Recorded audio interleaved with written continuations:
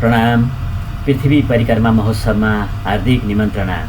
यही 2082 कार्तिक महिनाको 19 गते बुधबारका दिन देशका विभिन्न श्रीकृष्ण प्रेमी मन्दिरहरूमा पृथ्वी परिक्रमा महोत्सव भव्य रूपमा हुन गइरहेको छ। हजुरहरू सम्पूर्णमा उक्त परिक्रमामा सहभागिताको लागि हार्दिक आमन्त्रण गर्दछौँ। कार्तिक महिनाको पूर्णिमाको दिन पृथ्वीको परिक्रमा गर्नाले यश, ऐश्वर्य, निरोगिता र धन धान्यले भरिपूर्ण भइने धार्मिक विश्वास छ। यस दिन धरती माताको सम्मान गर्ने, जन्मभूमिको सेवा गर्ने विशेष दिनको रूपमा लिइन्छ। त्यसैले सो दिन धार्मिक पदयात्रा गर्नाले लाभ र पुण्य प्राप्त हुने मान्यता रहेकोले पनि पृथ्वी परिक्रमा गर्नु अति नै महत्त्वपूर्ण छ। काठमाडौँ उपत्यकामा सोही दिन बिहान सदाको झैँ यो वर्ष पनि ललितपुरको हरसिद्धिबाट पृथ्वी परिक्रमा प्रारम्भ हुनेछ।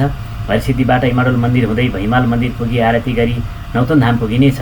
श्री नौतन धामबाट रथयात्रा सहित गुहेश्वरी हुँदै पशुपतिनाथ मन्दिर परिसर पुगेर केही बेर कार्यक्रम पश्चात पशुपतिबाट पुनः विभिन्न स्थान हुँदै श्री नौतन धाम पुगेर औपचारिक कार्यक्रमका साथ यो वर्षको पृथ्वी परिक्रमा समापन हुनेछ। यसमा हजुर सबैजना सहभागी भइदिनु हुन विनम्र अनुरोध छ। प्रणाम।